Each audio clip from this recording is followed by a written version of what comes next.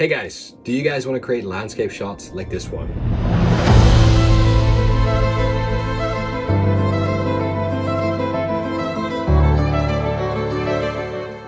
Now, if you do, in this video, we'll be discussing how I created this flyover shot inside of Blender using GeoScatter. I'm going to cover some of the asset creation that I did with SpeedTree and with Gaea. Some of the asset creation will be on the Patreon. Now, if you don't own all the software, don't worry about it. I still think that this video is going to be full of interesting tips and maybe techniques that were useful for you regardless. There's a million ways you could create a shot like this, and my workflow is just one of many.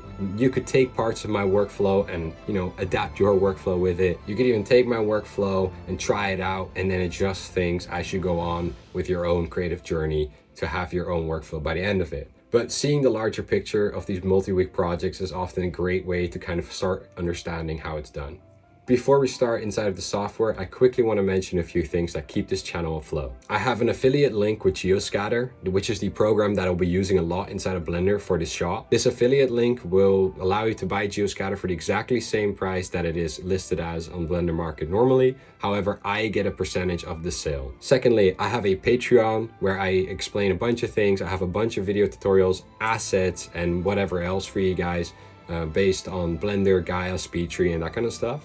Now, if you are interested in these tips and tricks or more complex techniques when it comes to bigger scenes or even the 3D assets that I create, please check out my Patreon. There will be a bunch of content already there and a bunch of content that's coming every month. And lastly, I have a bunch of assets that I'm selling, mostly on Gumroad. I have multiple mountain packs that I put a lot of love and care in. So if you're interested in any mountain assets, please check out my Gumroad and see if there's any assets that you like on there. All right, let's get started. This video is not brought to you by Kelly, the unofficial new king of beer here in South Korea. But I'm recording this on a Friday evening because I'm a sad loner. And, you have to have fun while you do your work, right? So we're going to be discussing our project right now. So let's get started. For this project, the client actually had a very open-ended briefing for me. Normally it's quite tight. People want certain things to be shown, but this client really wanted a creative shot for me with my own little flares and whatever. So there wasn't a lot of very rigid rules. So yeah, very open-ended, which is great because it allows us a lot of creative freedom. So in the end, the client wanted a overhead shot, overflying shot of a European landscape with fields, forests, with a fair amount of diversity in the plants, and most importantly, some infrastructure on the landscape. A lot of landscape shots that we create, it's just mountains and it's some, trees here and there, some shrubbery. But this one was going to be a bit more interesting because there will be the element of humans that are actually in the scene in a sense. That have affected the landscape with their infrastructure. So that was a cool challenge, and I actually had to think of a new unique way of actually tackling that on the landscape, because a lot of you'll find road tutorials aren't very friendly to the landscape. You'll have to break your whole landscape mesh to get the roads in there. But I actually found a nice little technique for you guys that you guys can follow to have a nice little road lay on your landscape without bothering it too much, and also undestructive workflow, so you can always get rid of that road and your landscape mesh will be okay. And lastly, but also most importantly, the client wanted an animation. Now this changes the game. For a lot of people, I feel like they start working and they just have fun, and then they realize that their frames take 10-20 minutes to render, which is absolutely not feasible for an animation if you have to, pay for the render cost yourself, or if a render has to be done in a certain time. Pre-production and reference. Now listen up, people. Every single good production starts with a good pre-production. Unless you want to spend days, weeks, nights, 48 hours straight working in post-production to fix mistakes that were made earlier on, you need to make sure you have a good pre-production. Don't get too excited and jump right in. This is something I did for years, and I ended up always pulling my hair out thinking, why am I dealing with this now? And then at the end of it, I always realized I'm so stupid. I jumped right into the project. I didn't think, let's prepare everything before we head in. I just got excited and just, kicked down the door and went straight in. Now that's the thing, you have to really stop yourself as an artist. Getting too excited can definitely, it's good, gives you motivation. Problem is when you actually have a client work or you have stuff on a deadline, you'll find out that sooner or later something's going to bite you in the ass, something that you did early on in the project was, you know, is something you wasted time on, or worse, it's something that when removed breaks your scene or something, and thereby you have to start over. So you really want to make sure that the pre-production is solid. Now, what do I mean with pre-production in the sense for 3D for us? First, you need to outline the scope of your project. If you don't do this, you're gonna get into this weird rut where you're just like endlessly adding details. And it's also one where you can kind of tell your clients, you know, your limits in a sense, because they're only paying you so much for so much time. If you say the sky's the limit to a client, they will expect the sky. So it's gonna be rough. You need to always set boundaries depending on what is reasonable. I'm not telling you to scam anybody, but you need to always be reasonable. It's okay. Your time is worth money. So if a client wants something that is, you know, way out of the budget, in a sense, be honest and make sure that that's, you know, resolved. So scope of the project, make sure it's clear for you and for the client what the scope is, what will be included. You know, how long this animation will be is a big thing. You know, that kind of stuff is very important to make sure that's outlined and agreed upon. Now, next, highlight the main important things that, you know, your client and you really want to have in the scene for it to really, you know, feel good, really portray the message that the client is either trying to, you know, send over, or let's just say like for continuation's sake or whatever, the shot needs to have certain things there. Make sure the client and you are on the same page there too. So in my project briefing, I already mentioned a few things that were very important to the client. You know, that's things that I'll be discussing with a client before I even get started. Just important factors that you want to have in there. The concept should be discussed thoroughly. For this project, I had a lot of creative freedom, which allowed me to just kind of like step right in with the idea I had and do it. But in a lot of my work, I always discuss the concept very thoroughly with my clients. And I'm talking concept, you know, I'm talking about the mountains we have in the far background. I'm talking about the colors that are important. You know, time of year, everything that is basically relevant for the shot, I'm discussing it because I want to paint as clear of a picture for my client and me of what I'm going to create. Now, reference is also very important in this. You're going to be looking for images and showing the client, hey, do you want this? Do you want that? I actually collected a whole bunch of reference images of the area that we wanted to make, because the area itself is diverse and the shots that you can get in such an area are extremely diverse. Honestly, if I could afford it, I would have a concept artist on board with every single project. Just make sure that you have a very, very, very clear picture of everything. I'm talking the minute details, even that should be like written down to give you a guiding hand. There's always going to be changes when you are in 3D and you're actually creating, but you want to have as much already settled down and like written down before you even start in 3D, because 3D takes a lot of time and you just don't want to be messing around too much with the concept. Yeah, trust me, this kind of workflow is very hard to get into when you've only worked for yourself, in a sense, when you've only done personal projects, because you normally just sit down and have fun. And the first times I got jobs, I sat down and I had fun until it wasn't fun anymore.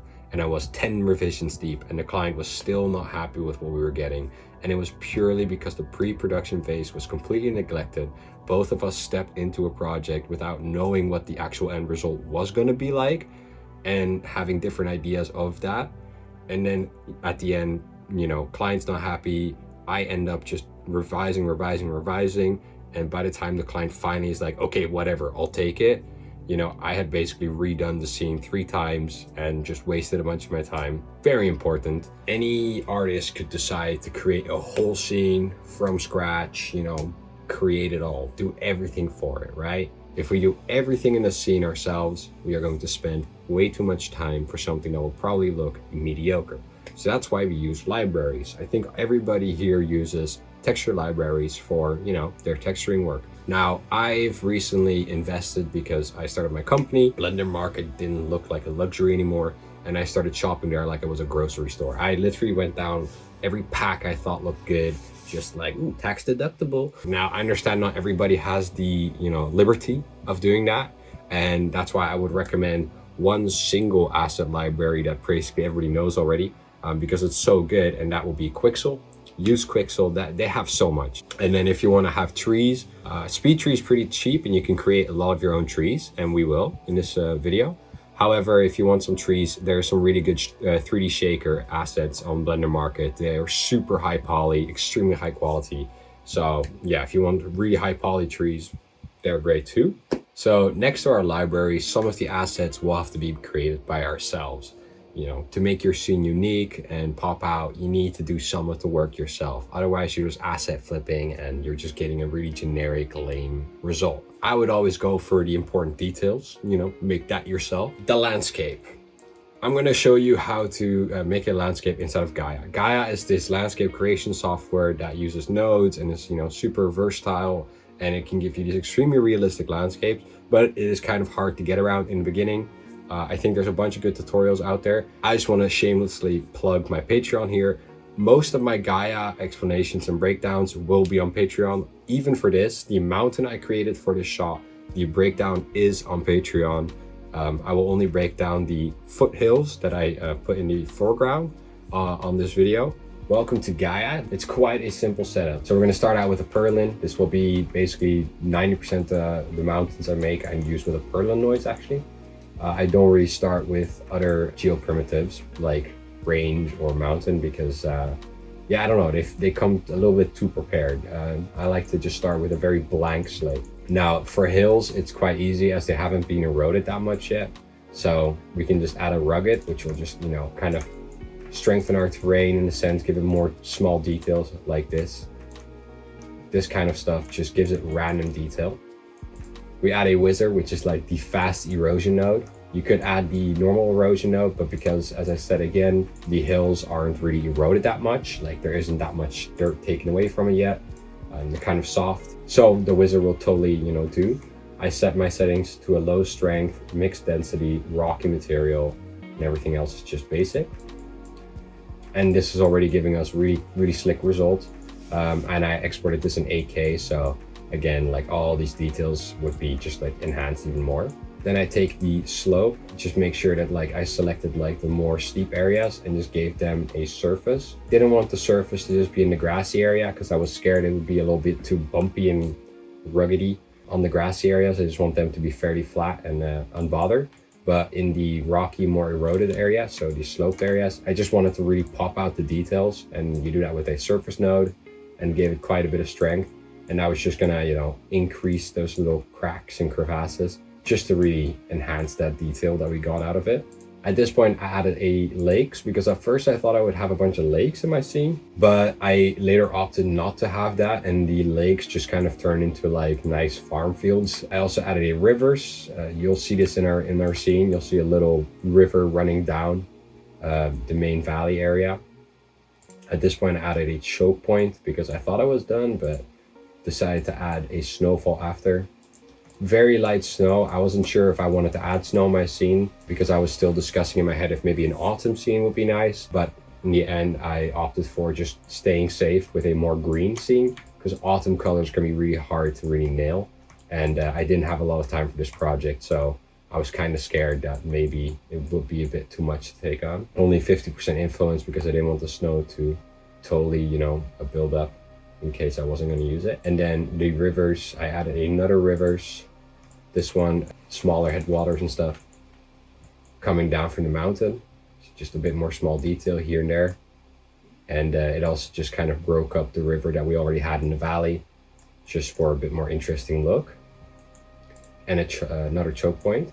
Now for the actual terrain coloring, I used multiple things. So first I'm going to check out the arbor rail. The arbor rails are basically simulations of where vegetation will grow.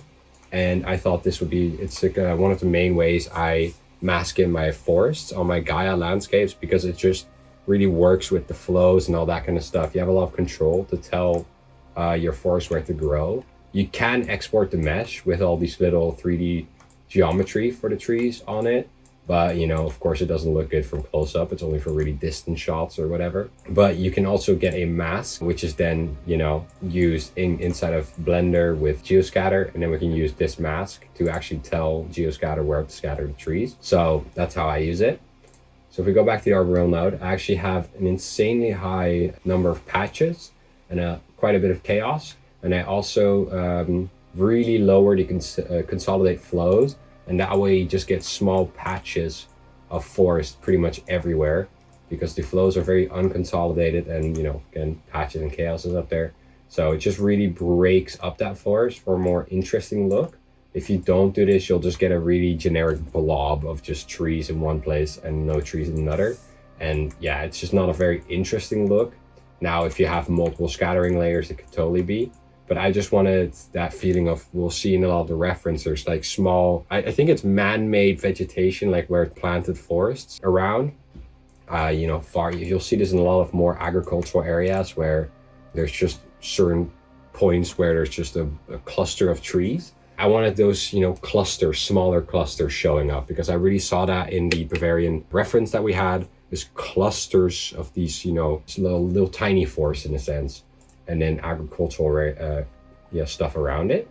Now on the mountain, it was a bit more fuller in a sense, but I kind of wanted to see the ground and have some, you know, mountain meadows and patches in between the trees. So again, the very patchy trees kind of worked out for me. I liked it. Now, of course, we have the very basic slope, how to, you know, mask in rock and grass, just use the slope. However, this time I did something different. I used the slope and I got the protrusion, and the protrusion gives you a lot of detail on the protruding bits, of course. But when we combine that, combine it with the slope, you can kind of like get a more detailed mask of where the rock will show up. So for my mountains, I've started doing this a lot, where I don't just take the slope and make one rock, you know, the white bit rock and a black bit grass. Like it's a very simple masking method, but I decided to actually spice it up a bit and combine it with the protrusion, so that on like some of the more crevassy parts in the rock, like moss and stuff, will grow through. I just thought that blending that rock and grass that way actually ended up looking better and more natural. Like it's a more natural transition from the rock and the grass.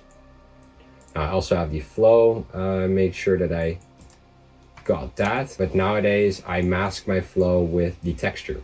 So the texture is just, you know, it takes the terrain and gets like this really detailed texture map just for, you know, all kinds of different detail.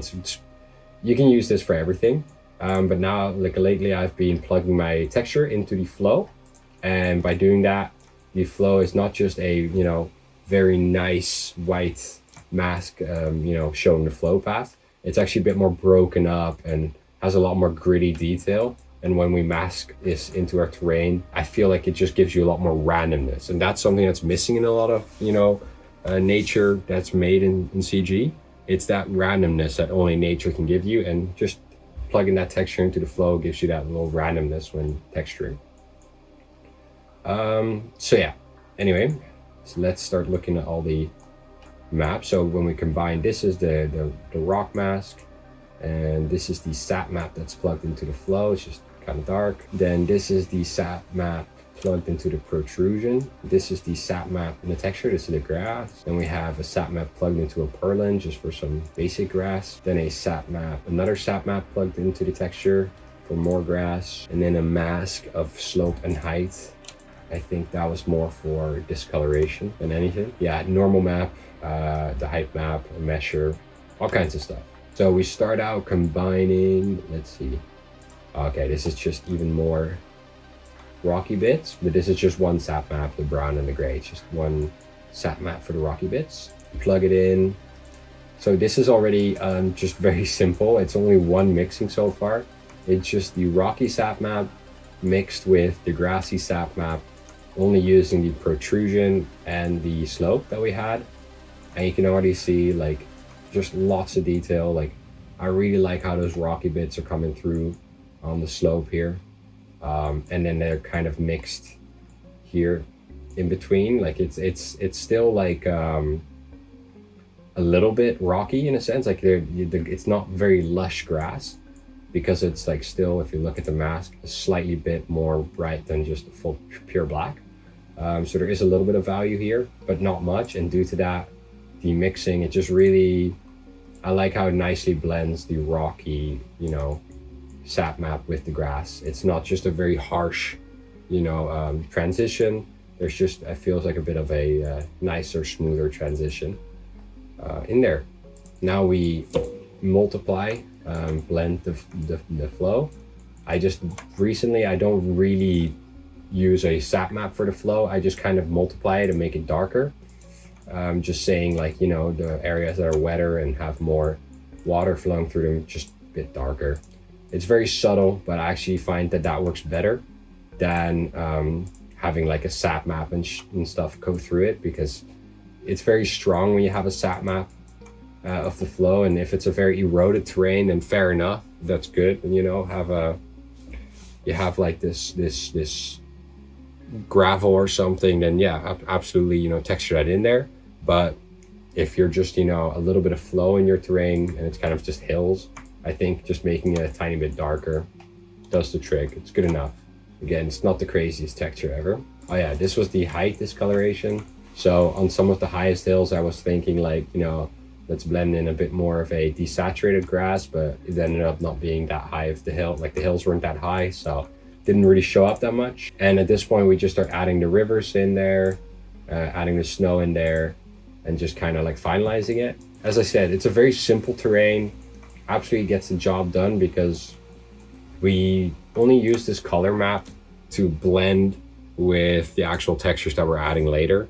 So yeah, you don't have to put a crazy amount of time in. What you're mostly doing is making those masks that we'll later use in Blender to like texture our terrain. So these kind of masks are important, and your color map is definitely important too, but we are mixing it a lot later in Blender, so you won't really see it that much. So here's our foothill terrain, pretty simple, but it gets the job done. Now again, if you want to see how I make the Bavarian Alp, which is a very high quality terrain, check out my Patreon. So now we've come to the tree part. This will be quite a cool tree, in my opinion, that'll break down for you guys, that I made fully in SpeedTree. Now, SpeedTree is quite a mysterious little software. For some reason, they gatekeep knowledge. I mean, they have a lot of content on their channel, but it's kind of bad. I've gone through all their tutorials and I felt like what I created at the end of it was not good. And a lot of it is in this weird live stream format where it just doesn't feel very educational. Anyway, I have this nice oak here. I was kind of inspired by, put it on the screen. I saw their work and I was kind of like, yeah, I've not done a broadleaf species in a while. So I actually created an oak tree for my shop that then just ended up being kind of a passion project on the side, where I just, you know, tried to better it. But very importantly, try to keep it, you know, at a reasonable poly count. So if we open this, you can see it's only 584,000 vertices. Now that's pretty good for a big oak tree. You would expect, you know, easily a million. Easily, for a lot of broadleaf trees and high poly trees, you know, you often expect like millions of vertices. However, I kind of use this gamified method of making it, or that sounds dumb, but making it in a way that's normally for foliage in games. So that normally keeps the poly count down a bit. However, because it's not for a game, I have make the liberty to, you know, really get the details in there still. And due to that, I was able to get quite a bit of detail in there. So you get this very nice looking tree that is only 500,000 vertices. So it's perfect for scattering in 3D.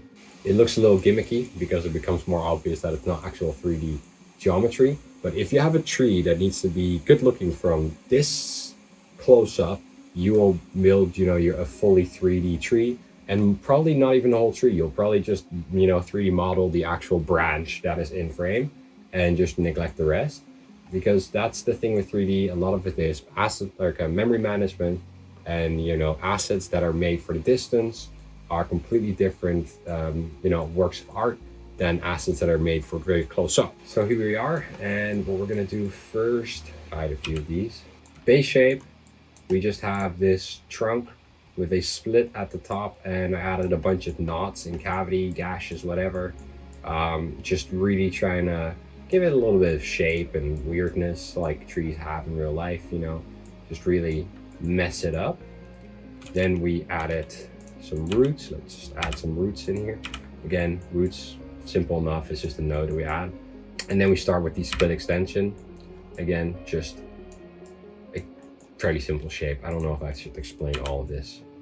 Added two broken big branches right here, and then added caps to, you know, close them off. And added a bunch, because again, like you see this a lot in the oak trees. Oak trees are very interesting shapes and can be very, there's a lot of different type of oak trees, but the one I really looked at was a weird crinkly one.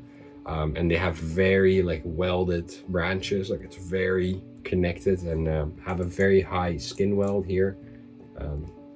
And then we have our main branches coming out. So in our main branches, again, also very high skin weld, and you can see that crinkliness. I really, you know, put a fairly high amount of the Lite noise down here in the spine. So I really wanted to make sure it was all wiggly and weird. Then we add the next branches that get even more wiggly and weird. So these wiggly weird branches are just, I think they are absolute, okay, they're just simple, absolute, and start angle of 0.5, that slowly decreases. So this is still just, you know, expanding that, you know, branch network. And then we split it up. So we have one, these will be my dead branches. They won't actually have leaves on them. They aren't that different than the ones that do, but still. So these are, I think, interval, frequency 2, count 4, a little bit of spread on them. Yeah, they're just, again, very high late noise, 0.7 this time, and a start angle of 0.4, just kind of, yeah, expanding that. And then on there, I will do the same for the other branches later, but on there, I add these branches. These ones have a little bit of gravity going down because these are the dead branches. And with these dead branches, I wanted them to kind of like separate themselves from the live branches. So these ones are pointing kind of down with gravity, while the lively ones will be growing up a bit more. And then to add all the details, so these ones have the skin or spine only, so you don't actually have any 3D geometry. And then on them, we have fronds. And with these fronds, we have a nice twig frond that I made here. Fairly simple. Not a very complex shape. If anybody wants to know, you go perspective, you know, this is your base perspective. And then you go up here on the top left and go XY plane. And then you add a trunk, and then you hide the trunk and you add one single branch. And from that one single branch, you start creating your little branch network, and then create this branch. And then you go to File, Export Material, and it will export this branch. Just make sure that you actually have the branch in view, because it will literally render out this image, as it were, as your, yeah, cluster, as we call them. So that's how we get this. So these are the dead branches. Now we're gonna add the live ones. So even more of these big branches all over the tree. And then we have more of the bifurcating twigs that are invisible, and on them the fronds. So here you can see the tree without any leaves on it. Now the branch cluster cutout, it's a fairly simple one, you know, not too high poly. And then I added a bunch of these little, you know, anchor points where, you know, twigs and leaves and whatever can grow on of, or get scattered on, basically. So now we have a bunch of twigs everywhere. You wanna do a few things. So on the frond, I think the geometry, yeah, there will be a boundary start, and the base frond has a little bit of a boundary on the start. Make sure that's set to 0 so it actually connects to the twig correctly. Otherwise there will be a little bit of floating in between.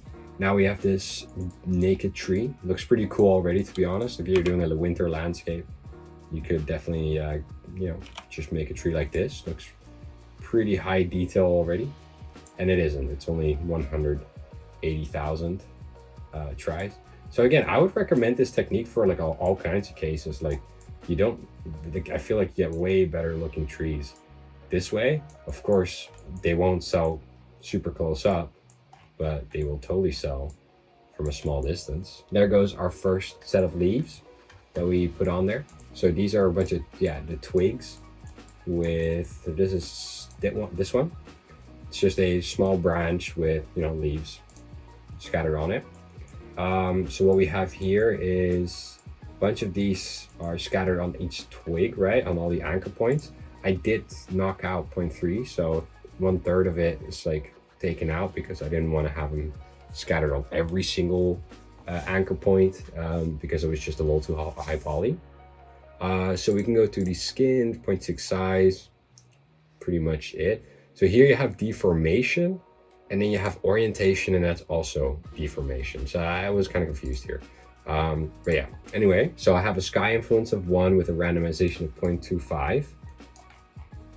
I'm not 100% sure because they're definitely not pointing at the sky in a lot of cases, but that's also because I added a bunch of fold and curl, and a little bit of twist, and a bunch of randomization, and then also some randomization on the up, and then the sensitivity, I added randomization to these two, and it's all just done to kind of like get that flatness out of it, because you don't want, that's what really breaks these clusters, is when you can see a completely flat like twig and you realize it's not actual 3D geometry, it's just like a flat plane that's being, you know, put on this tree. But yeah, so you try to kind of like make the shape a little interesting. However, if you go too extreme, which maybe this tree is a little too extreme, you kind of lose the sense of what tree it is, because again, leaves grow in a very particular way in a tree. So from a distance, you won't be able to see that. And then the bigger shape is more important. But yeah, the closer you get, the more important it is that those leaves that you have are actually growing in the right way. And I think, yeah, really twisting and turning, it's hard with a cluster to really get that leaf shape to be correct, because it's not 3D geometry, it's just a plane. So there's only so many ways you can actually move it around. And if you're gonna have very high poly clusters, then at some point, what's the point of a cluster? Just use the actual leaves. So yeah, there's a few things that could that you lose using these clusters, like in detail wise, and that's definitely the leaf like shape and orientation is not always that great. It's a bit clunky sometimes, and I'm still trying to get better at it. It's just is what it is. I'm working on the technique. I've tried a bunch of different techniques. This one just looked the best in the end, but I definitely tried some other techniques where I was like, oh, that's actually very interesting for a different type of trees. It's just hard because oak trees have very interesting leaves. They're actually kind of clusters and they grow upwards and then kind of like, yeah, weird. It's weird how oak tree leaves actually grow if you look at them from close up. Like, if you ever thought about that, you'll be like, oh yeah, it is kind of interesting. They're not like your basic like beech tree. Oak trees have quite an interesting shape. Anyway, to get rid of even more of that 2D-ness, I add a second leaf cluster. This one is this right here. It's just a very simple one, 3 like leaves, whatever.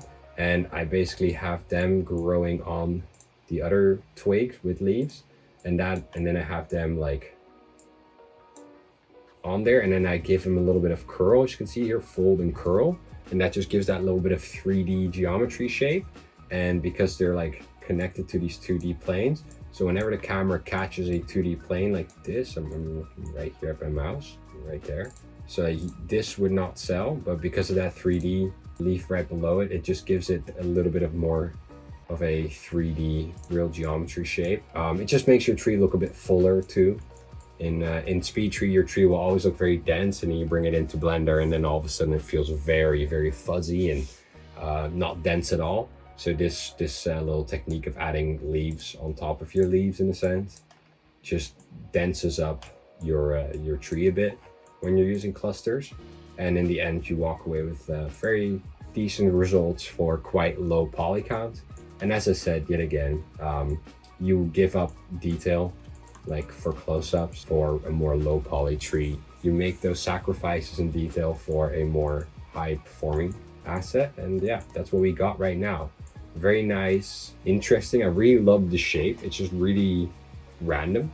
It doesn't look very procedural at all. It has a lot of just complete randomness, and that's just lovely about this tree.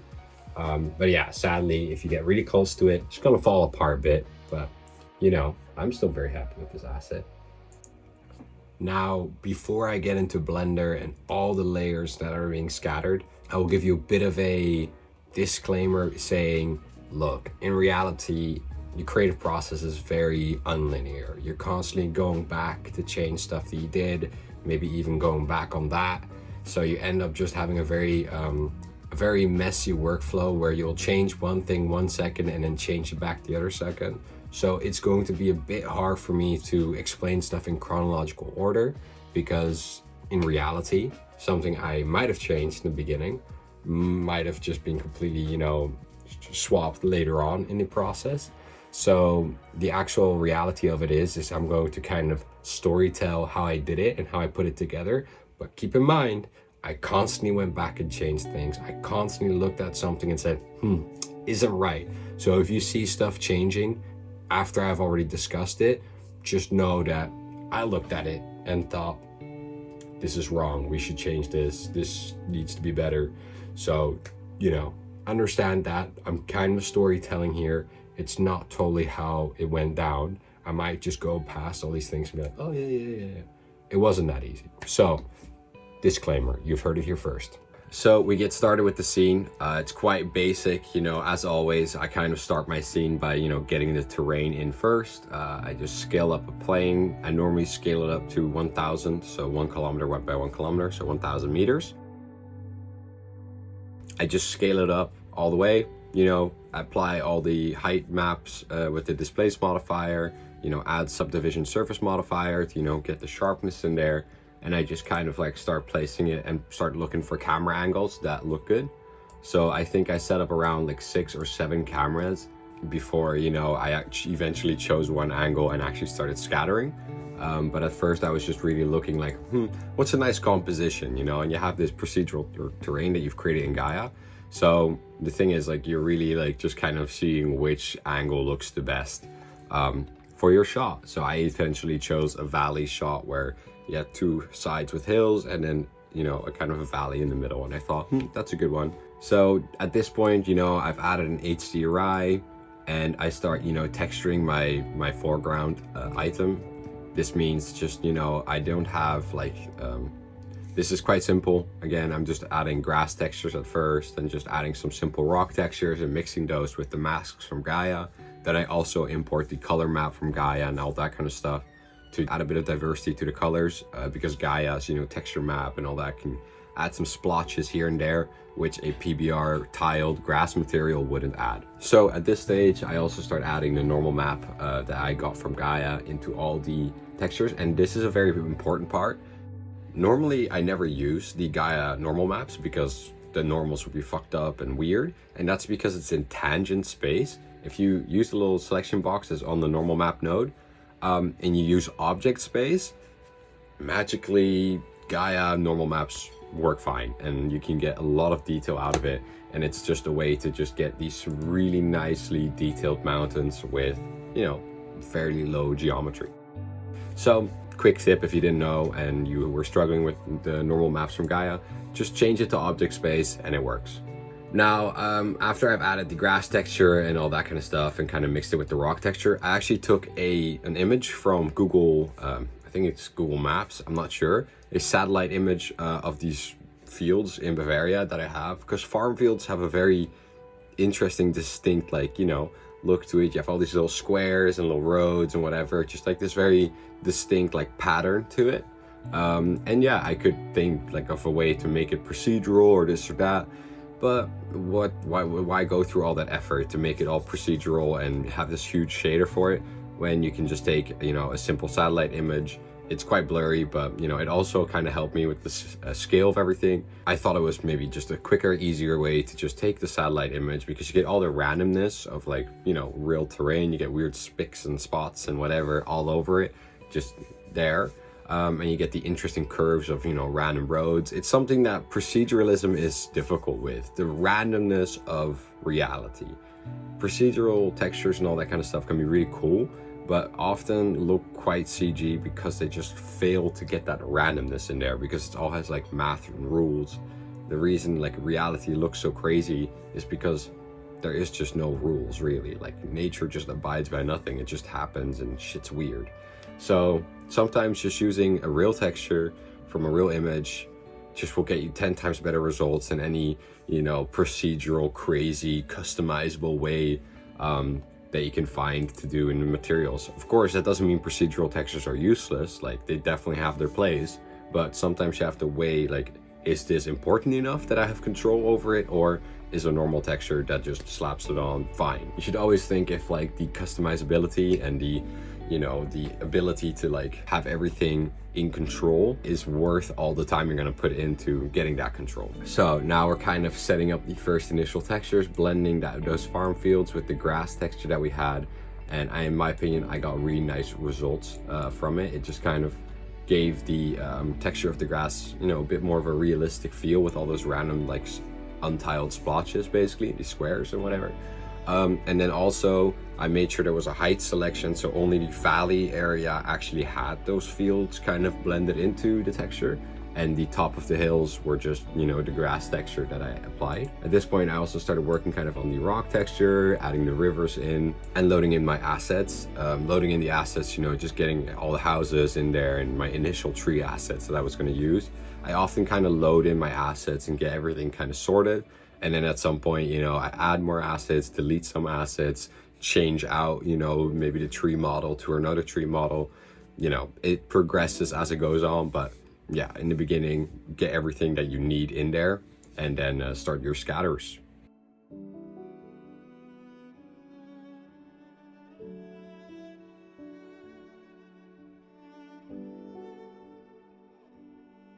So for the first scatter layer, I just get my conifer tree model, like the very first version of it that I had built. And I just take the Gaea arboreal map that I exported, the tree map. I also make sure I get a weight paint selection of the area of the terrain that I can actually see, so we're not scattering unnecessary amounts of instances in other places. More so for the viewport performance, but in general, you know, any scatter layer can, you know, with more settings, be a bit of a heavy calculation. And, you know, just making sure you have only the area in frame selected for your scatters, it kind of helps with performance in general. So just always recommend doing that. You know, scattering items off frame is just kind of a waste of resources, even if it's just for your viewport, you know. So here we can see that the tree models, or the conifer trees, you know, instantly it looks already kind of, you know, nice. You can get a fairly good like look right away of just what your scene's going to be like. And using this extra information, you know, of the trees being in frame now, I started moving my cameras around again to kind of, you know, make sure that, you know, I really got the right angle of something I want. And using this, I applied the roads onto the terrain, because I kind of wanted to do this as early on as possible, because of course the villages were scattered around the roads, the fields are going to be scattered around the roads. So I really want to get the roads in as kind of the first thing. And now I will have a little tutorial that I recorded for you guys on how you add road networks on your landscapes that you've made in Gaea or World Creator without destroying your landscape. It's not a destructive workflow. It works with subdivision modifiers and all that. I will show you now this tutorial that I kind of recorded for you guys. Hey, what's up everybody? So I'm going to just do this explanation in like a blank document, because it's part of course, like the big scene. But of course, in the big scene, I'll be focusing more on small details and just making sure it looks right and not really, you know, straightforward when explaining the technique. What we're going to be discussing is how to carve roads into a landscape and really get those road networks kind of blended in. Without being too destructive on your landscape, because there is multiple ways of doing it already out there on the internet, but all of them either destroy the actual landscape mesh by cutting into it and causing it to be unable to be subdivided further for more detail, or they're made for, let's say, more like flat terrain surfaces when it comes to ArcViz. And there's other techniques that require extensive GeoNode setups that are very hard to replicate, and often they're just paid add-ons. So in this case, we're just going to have a landscape and then carve a road network into it without being destructive on the landscape. The road itself will definitely be destructive, so I'll have to duplicate stuff a few times. And it's definitely one of those things where you want your road network to be finished before you actually start applying all the modifiers and cutting into it, because yeah, you won't be able to edit your road network after.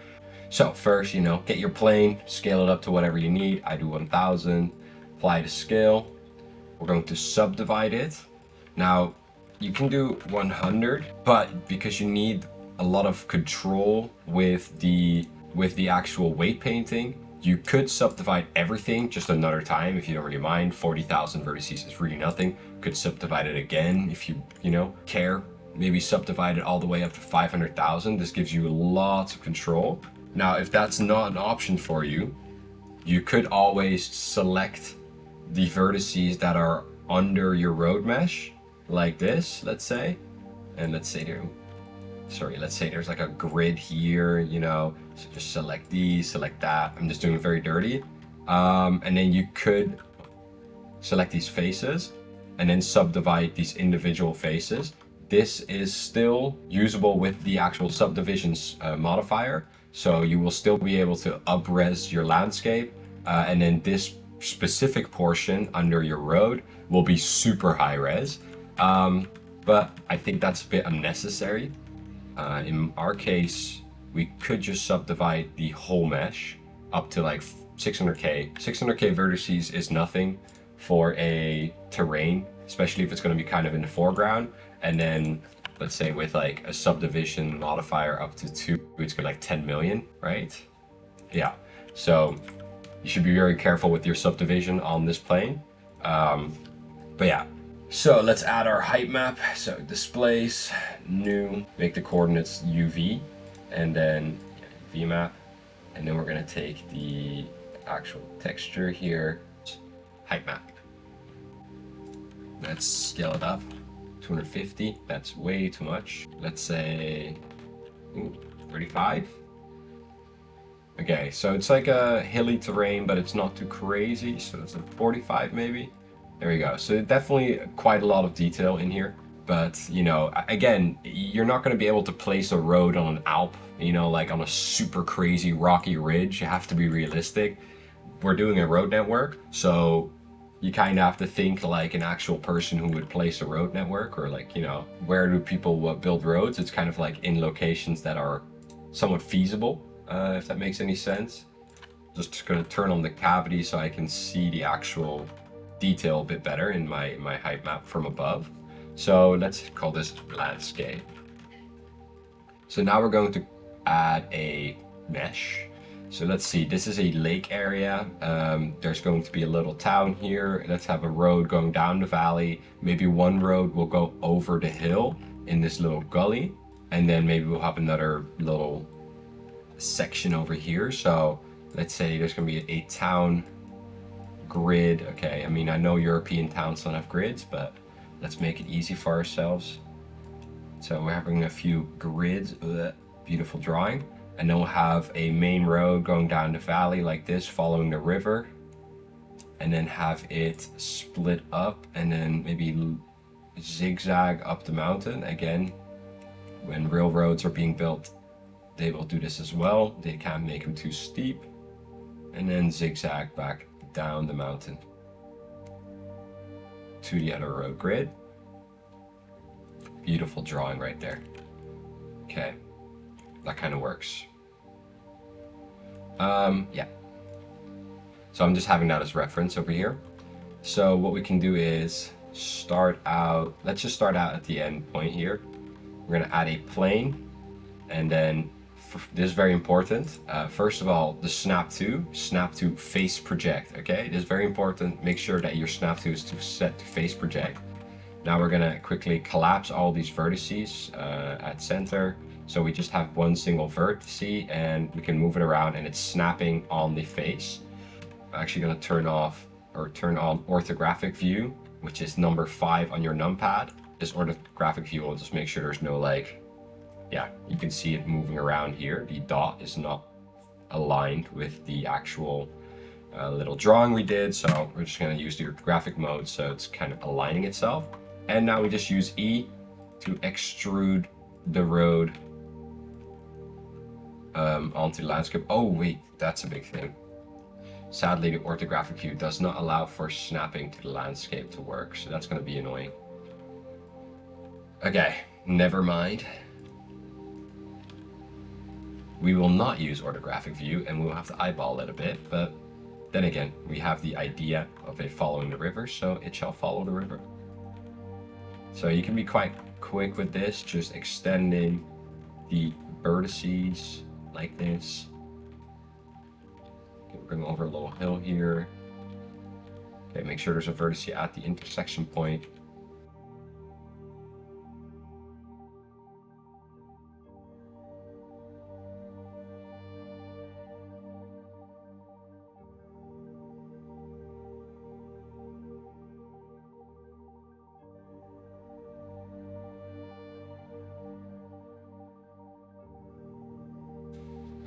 Yeah, okay. So we have our little road mesh on the terrain over here. Now, let's call this road. And what we're going to do for the first time ever is use the skin modifier. And actually, that's on the road. And actually to make it a bit more smooth, because right now you can see all the, yeah, very ugly chopping in the road. Let's actually give the road a subdivision above the skin modifier, just to give it a bit more vertices. So you can actually see it's a bit smoother now. Everything is smoothed out, and I keep selecting landscape for some reason. Yeah, so here we go. Now with the skin modifier, you can actually select the thickness of all these vertices. So let's actually take the main vertices of this highway, for example, and with Control A, we can give it a bigger radius, but that will actually increase the height of this road too. So instead, what we can do is use the mean radius X and mean radius Y to increase the thickness or height of this skin. So X will give you the thickness. However, this will be a bit of an issue here. So what we're gonna do is move it like so. Again, think of real roads, I guess. Just make sure the intersections maybe connect nicely. Seems to be decent here, decent here. Again, this is not a solution that is like absolutely foolproof. You know, like there's absolutely a bit of gimmickiness of it. But it is a pretty good way to add a big road network for more distant shots. All right, so we've kind of lowered the height by, again, selecting all the vertices and then mean radius Y. I did a 0.050 radius, which gives you still a little bit of thickness, but, you know, not too much. You could even actually turn it down a little bit more. Let's just make it 2.5, so half. So we can start seeing that it's kind of disappearing under the landscape in certain sections.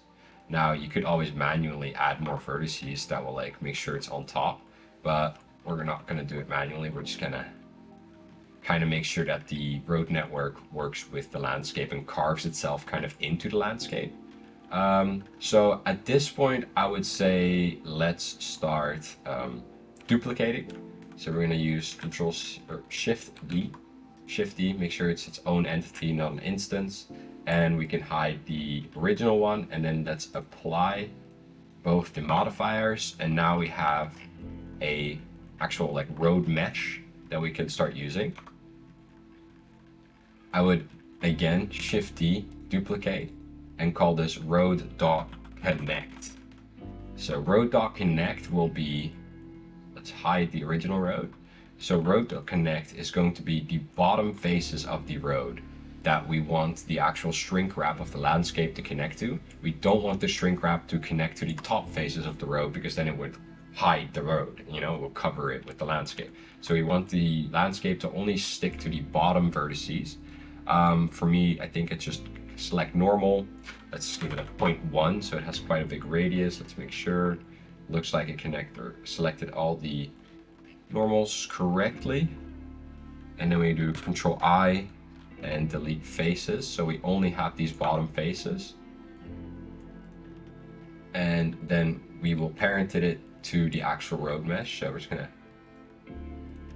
parent the connect to the road mesh. So if we move the road mesh, the connect will move with it. Now what we're going to do is start the weight paint on this landscape. So basically, if we use a shrink wrap now, it will apply that shrink wrap to all the vertices, and you're gonna get a really messy result. What we want is to only have the vertices almost directly under the road to actually have the shrink wrap enabled to it.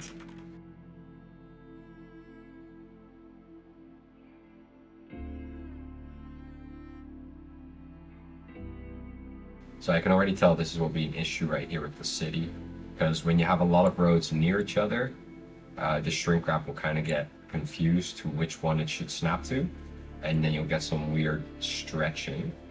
So make sure when you have this kind of situation that you really clear out those center spots so they don't like start overlapping and stretching towards the wrong sides.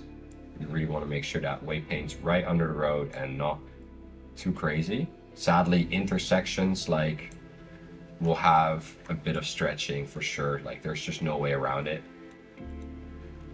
But again, you can just mess around with the weight paint as much as you want and need for it to like not be too messed up. And another thing is, you know, is that at the end of the day, like it's not going to look 100% perfect, but with a big landscape, you're going to have textures, you're going to have objects scattered all over it. So can you hide it? Then you should be okay. You know, like if you can hide it slightly, fix it as much as you can with the weight painting and hide whatever else is bugging you, you can get quite satisfactory results. Look at me using cool language.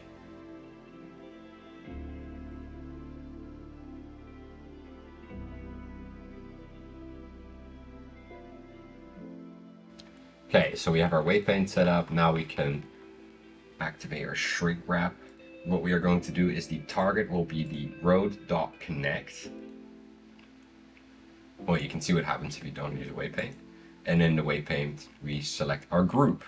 Okay, so our shrink wrap is set to above surface, and then we can make the offset a hell of a lot smaller.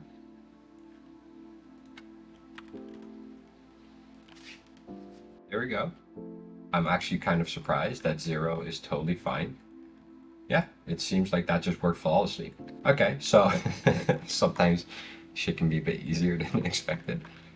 I'm really trying to look right now if there's any big issues, but yeah, okay, so snap mode, above surface, target, well, your road.connect, and your offset, well, whatever you need it to be, really.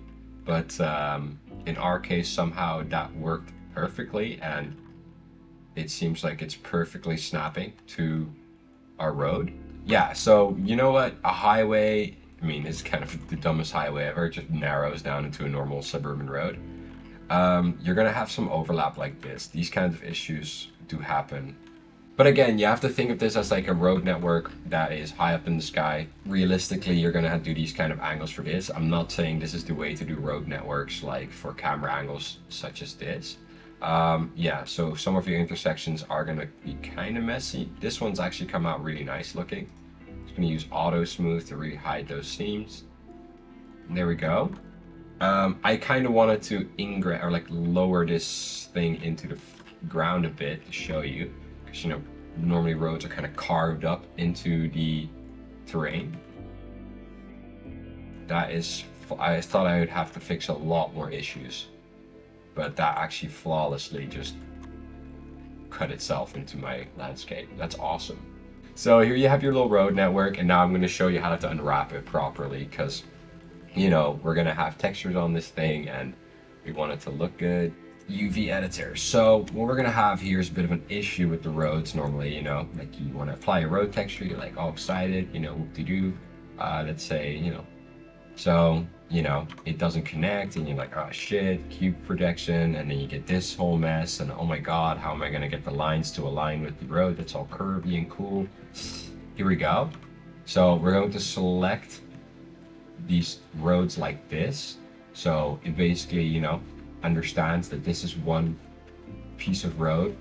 When we wrap a certain road piece like this, it's not compatible with tiling textures.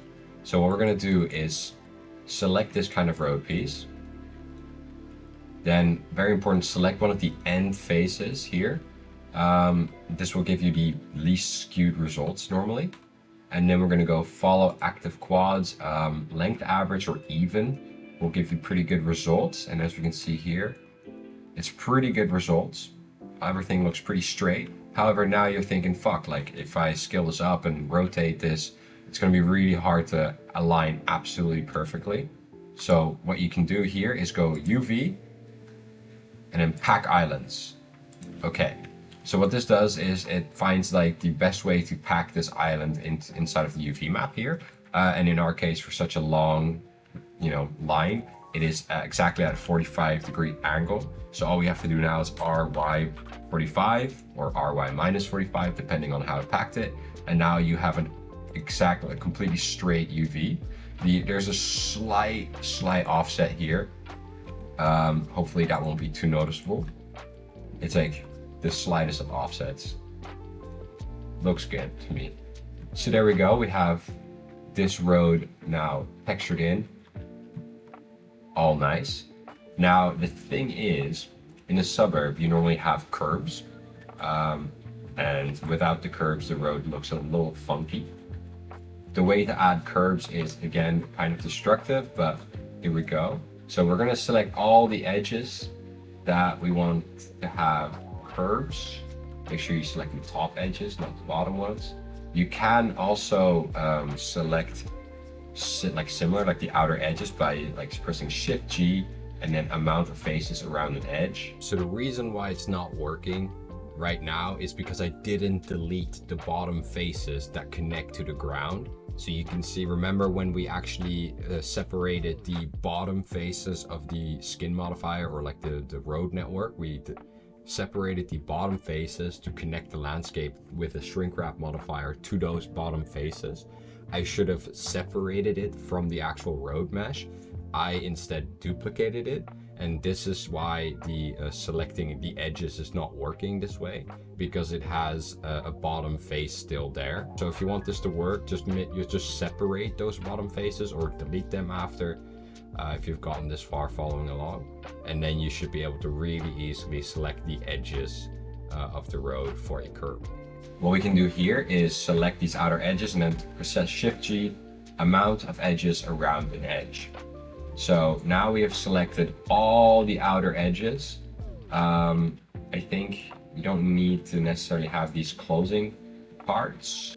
And then what we can do is Shift D and then P selection.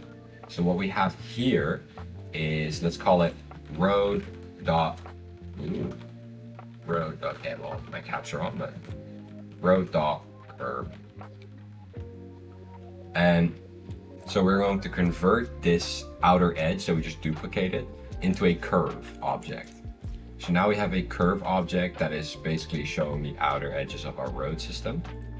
What we can do now, well, first of all, I'm going to parent it to the actual road so it moves with it, again, just seems smart.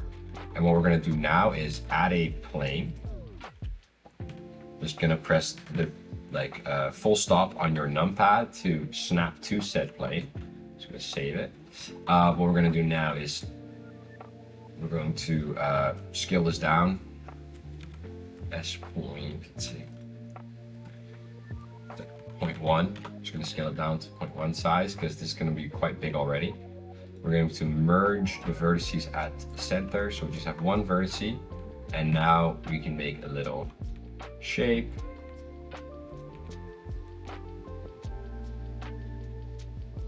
So I think this would be nice for like a sidewalk.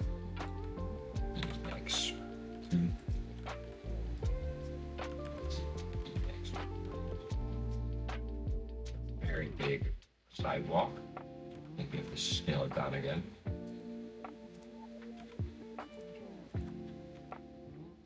Make sure it's scaled down on the actual cursor. I think that's a good sidewalk. Control. Yeah, cool. So keep it sideways like this, like it's floating in the air here. Just keep it like that. So what we're going to do now with this road curve, you're going to go to Geometry, Bevel, Object, and then take this plane that we just made, and let's call it curve.profile or curve.prof. We're going to, again, go to this object and then select the curve.profile. Oh, we can't select it because we also have to convert this to a curve. So now it's converted to a curve.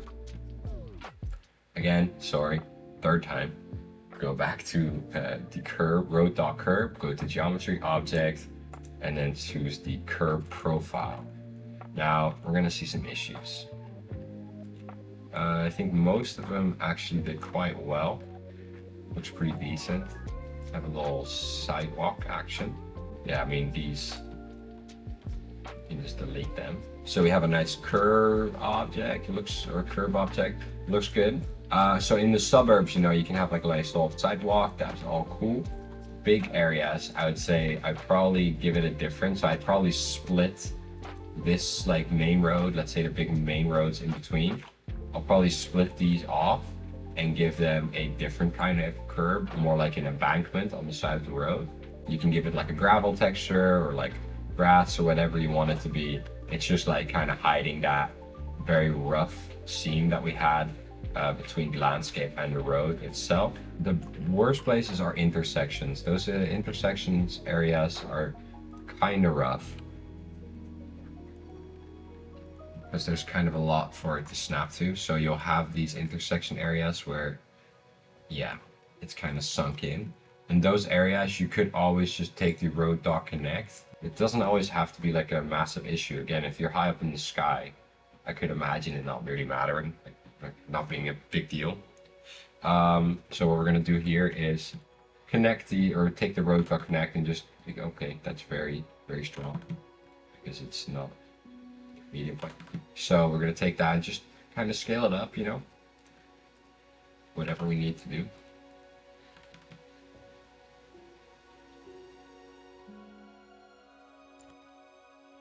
So you can kind of fix the issues like that, but I think it's also just the fact that the weight paint here might be a little thick. Yeah, so the weight paint here has a lot going on. But that's also here, like in areas like this with the grid, I'd say it's like too little detail. And in that case, if it really bothers you, I would probably add a few more vertices in this area, so it would actually be a bit more controllable, the weight paint. But again, for a large scale road network, you've just carved it into your terrain and it's absolutely zero destruction in your terrain. Just turn off the shrink wrap and you have nothing going on. So there you go, you have a nice road network. You can add grids, you can add little towns, you can add highways, you can add normal roads, all kinds of things. And it's nicely like put into your actual terrain. Can even, you know, look like it's being dug into your terrain a little bit, which is awesome. As you can see here, you can see this highway's kind of dug into the terrain. So yeah, especially this mountain road winding its way up. Thank you for watching, and goodbye.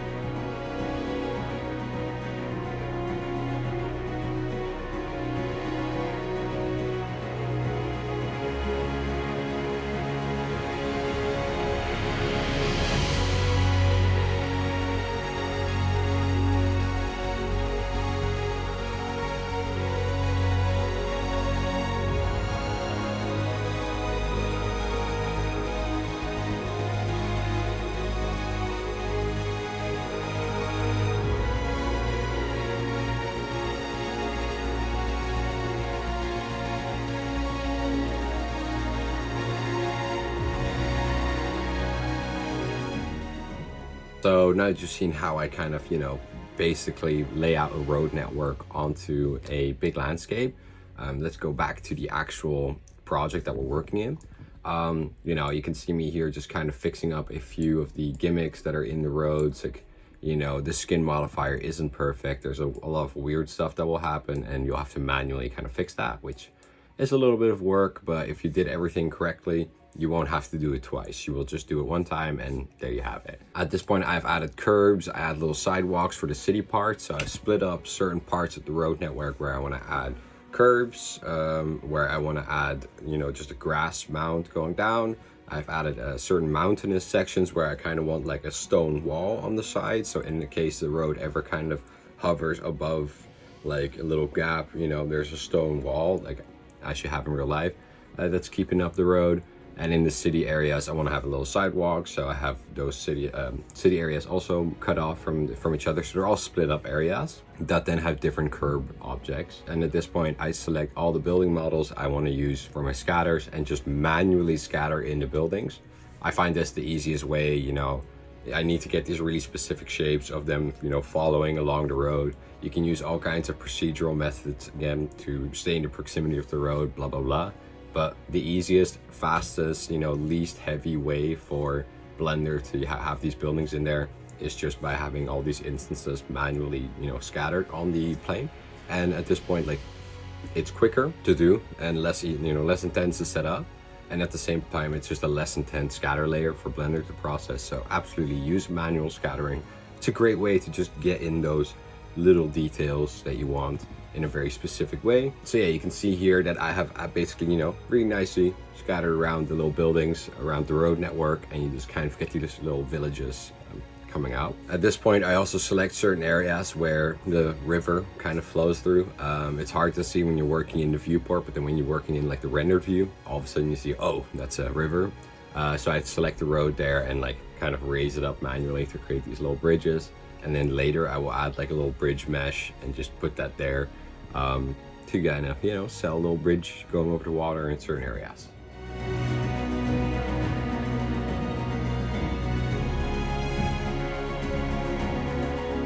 So now you can just see me filling up more villages here and there, adding back the tree layer, and then just kind of, taking a seat back, looking at the scene from what I have so far. Of course, it looks totally ugly. You're like, oh my God, this is, hilariously bad. But that's, your scene always looks super bad until it doesn't. Like there is this point where it doesn't. And that's the point where you can kind of start thinking about, maybe it's done. And then you see a few more things you want to change. But yeah, your scenes are always going to look bad when they're not done. So if you're struggling and you're like, oh, my scene looks like shit, it's just not done yet. It just needs more work.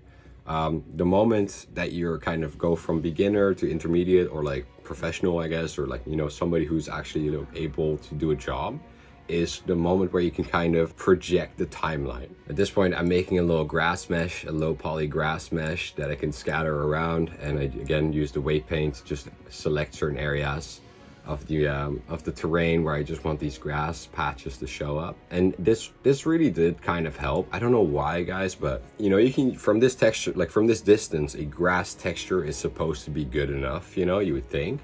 But just adding those little patches or like, patches of grass in a sense, it just really, like, I don't know, gives your terrain a bit more depth, because I feel, I don't know why, they just feel like, maybe like taller grass grows there, but it's a weird distance I'm working in. It's like this distance where just close enough for those details to matter, but not close enough for those details to be so obviously missing. So you're kind of like, you don't 100% think about it right away. It's not the first thing that comes up into your brain, like, oh, I need to add this for sure. But when you add it, it's like, oh, okay, it does definitely, make the whole scene tie, into better.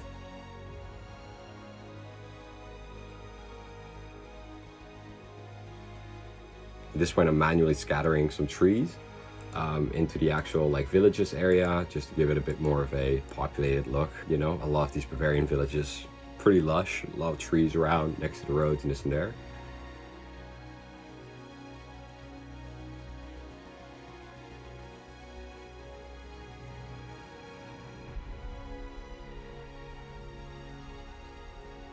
And then I start adding my farm fields. At first I just use a black and white mask to mask out, you know, a farm field texture and a grass texture. Then I realized, why don't I just use RGB later on? And I get 3 different field textures. Some are just aerial field textures and others are more like farm field textures. And I just use the RGB to then make a cool mask with the 3 colors. And then I use in the actual material shader, separate RGB to like separate each of the colors and then have their own texture assigned to it basically. So I found that using these aerial textures really helped because the scene is just close enough to see details in the grass, but not close enough to scatter grass all over your scene. So yeah, these aerial grass textures that you can find online, again, search up aerial grass texture. They just have a lot more little details, little realistic, you know, little splotches of dirt or whatever, kind of like bumps and stuff in there. And it's just a lot more realistic and just gives you that little micro detail that is very hard to get into your grass if you're just using a tile PBR texture. And it's also kind of hard to get when you're just scattering a grass asset.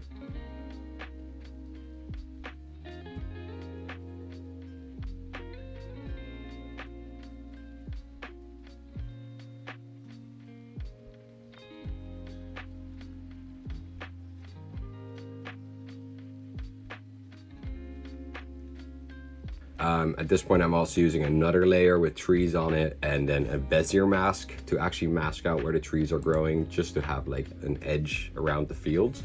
Because a lot of farm fields in Bavaria kind of seem to have either forest edges or hedges around it, kind of marking off where the fields start and begin, or marking off the boundaries of the field. So that's something that I kind of wanted to have in there. At this point, yeah, I really start adding those details in, you know, working on the farm in the foreground too. It's just a lot of stuff that, you know, just you start filling in the details because the scene looks so barren and empty.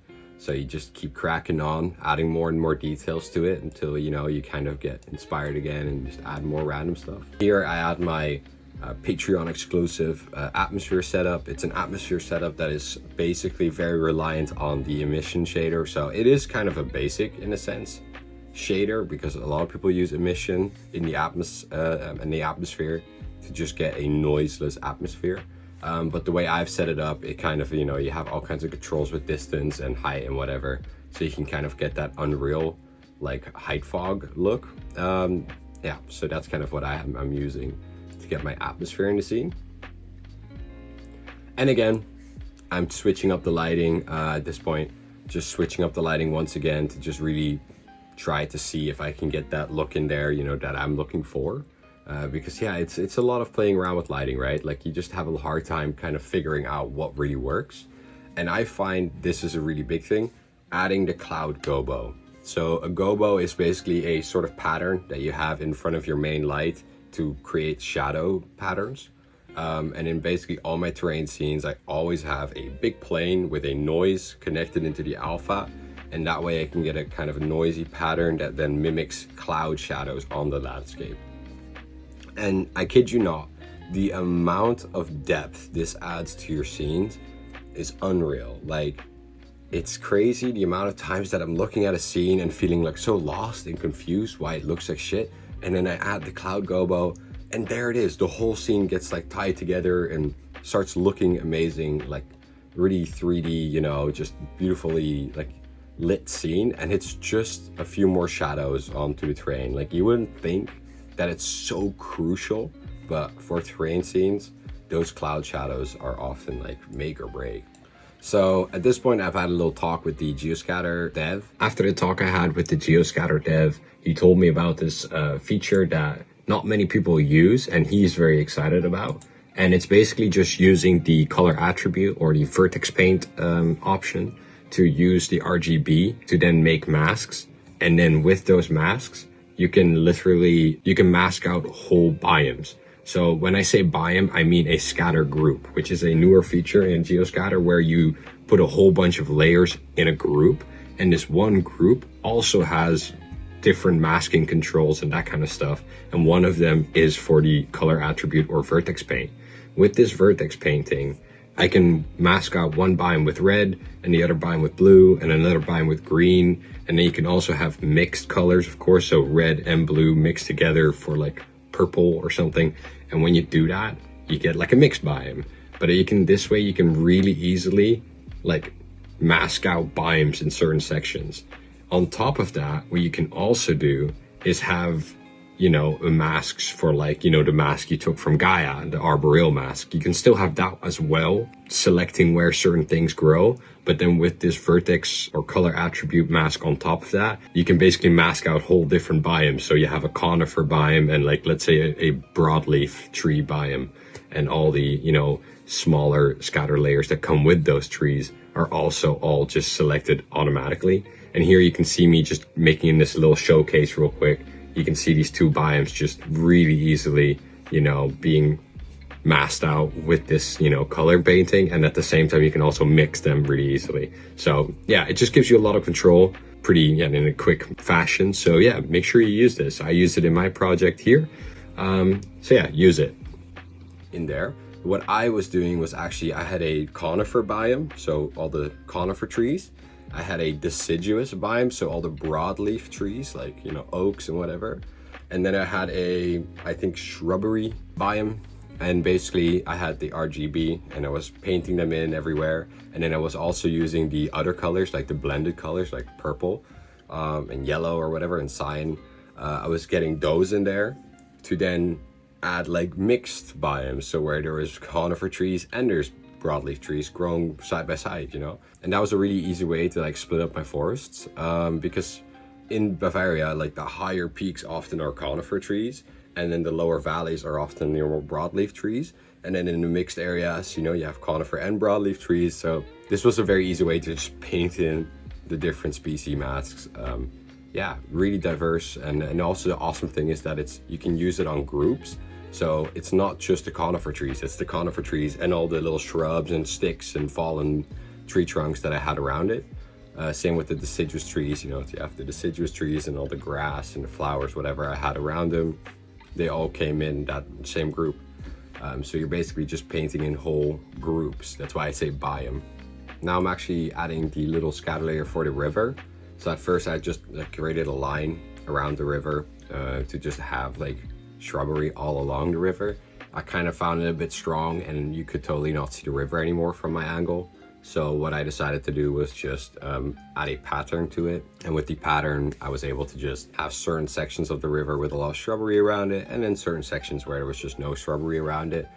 So now at this point, again, I'm just refining my vertex mask with the red, blue, and like pinkish purple. Again, defining where there's conifer and deciduous trees and mixed biomes, whatever. Just refining those masks, changing some areas where I want more of the deciduous trees and that kind of stuff. And then I also, at this point, start unwrapping the whole road mesh, because at this point I start thinking, okay, this white line for the road is becoming a little distracting. The rest of the scene is coming together quite well, and this white, line for the road, it needs a texture at this point, so I can kind of figure out what to do next, because it's becoming too distracting to really focus on anything else.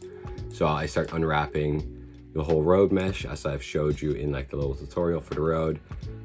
It's quite a time-consuming task sometimes, but in the end you have a nicely unwrapped road, which is really great, and you can add your road textures, which I did. And then I started just adding different road textures for different parts of the road. So the main road down the valley, I give a more texture for more of like a semi like highway-ish thing, and then the other roads I gave a texture that's a bit more a bit more for like maybe a country road kind of deal. At this point, I start painting in more fields. Again, just going deeper into the scene, adding more fields for the farms, and then just adding more trees, to surround said fields.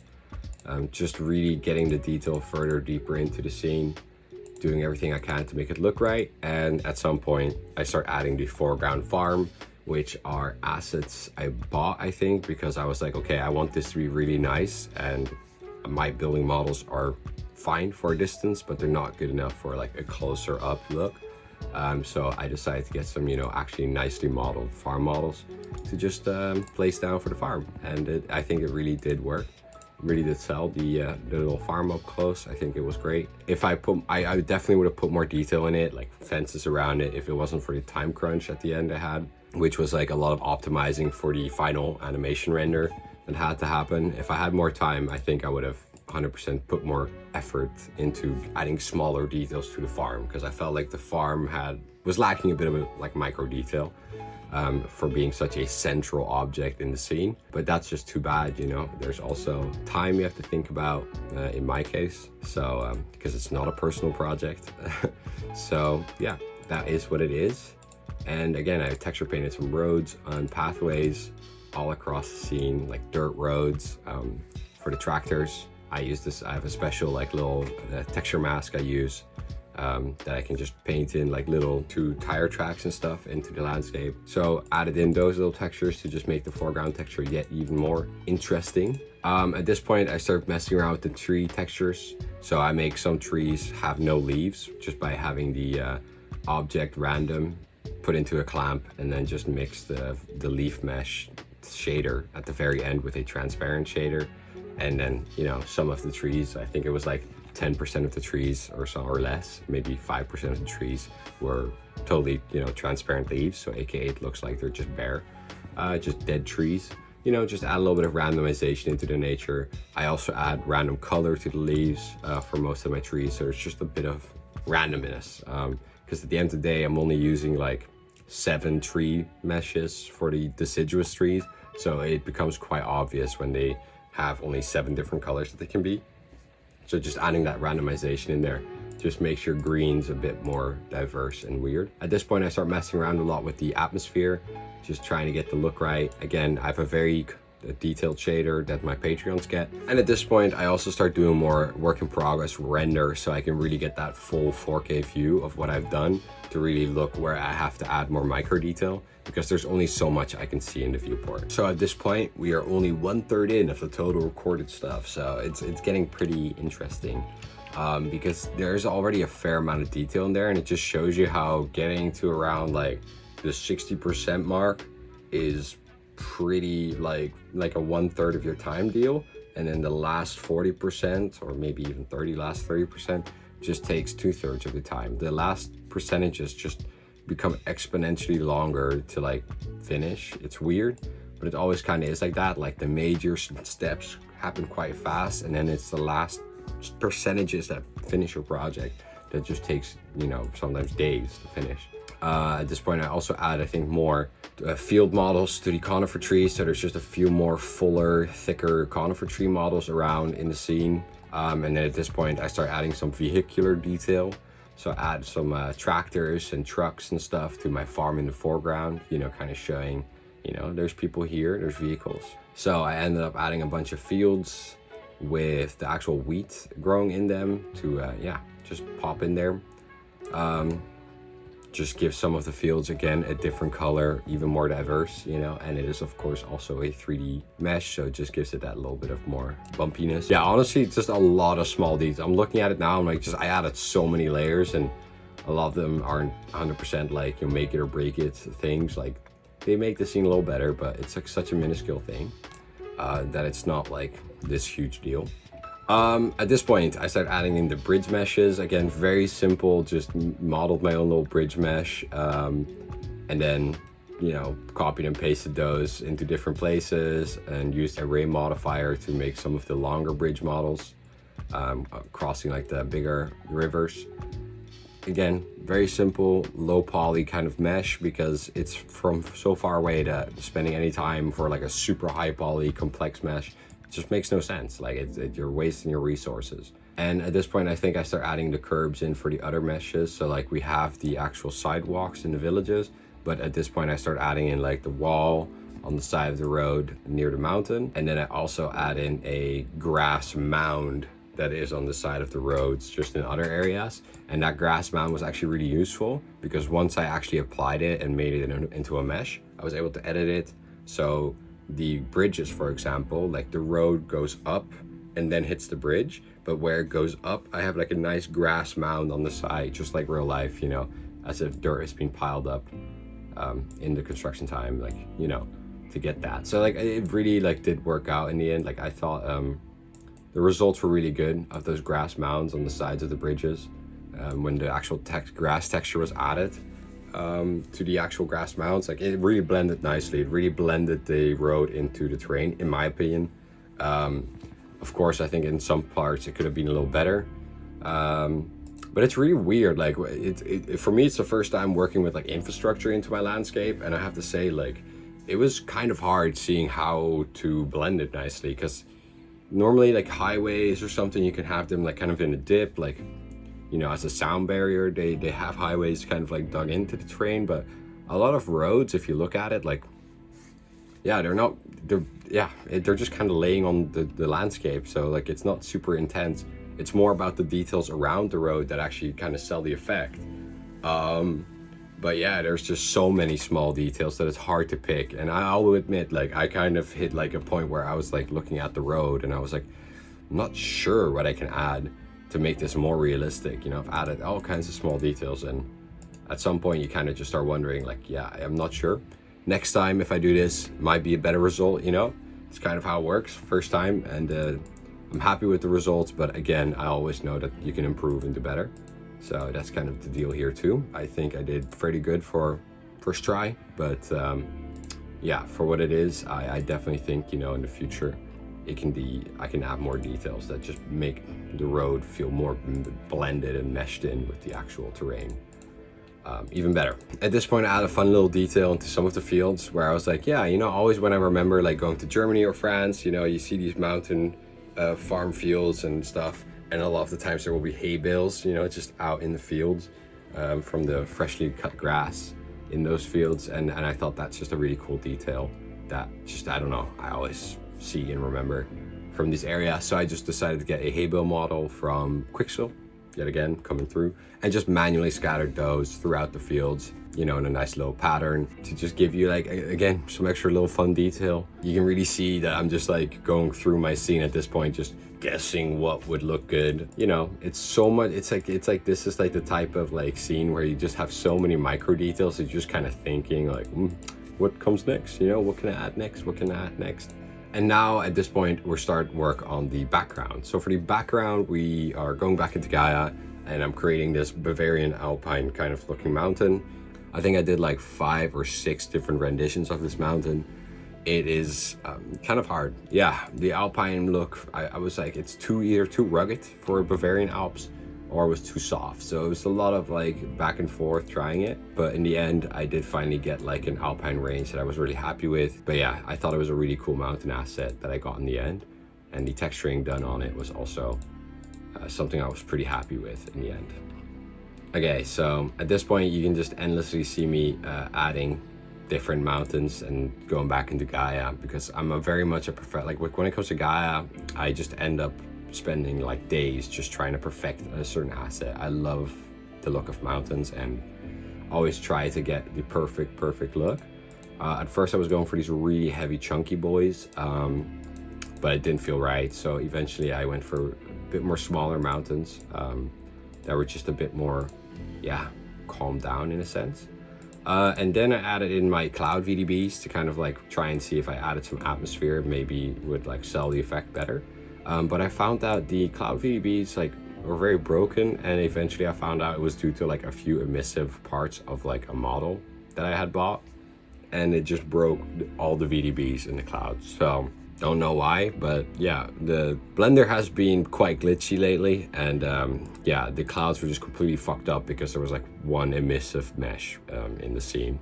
So I had to turn off the actual volumetric scattering of those emissive parts or emissive objects in the scenes, and when I did that, the cloud VDBs worked again. So bit of a weird thing, but you know, it is what it is.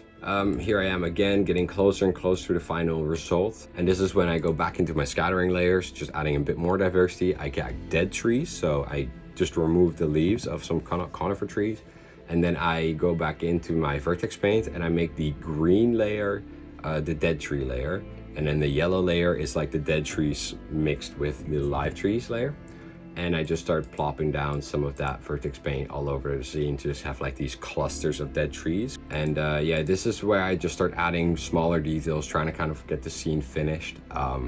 but it isn't like the major details anymore. These are just micro details. And I use the RGB vertex painting technique again to just add like pine shrubs and broadleaf shrubs just all over in certain areas. And then I give them a little pattern, have a breakup, just adding more and more small details. And then the final, like, so I used RG already, or no, I used red and blue already. And I think I used green painting in the vertex paint layer for the shrubbery. I use that for a flower mesh. So I get some yellow flowers from grasswald yellow flowers. I make them into a little patch and just scatter that patch of yellow flowers with the green vertex paint everywhere. And then finally add curves on the road, and on those curves I track some vehicles just driving around.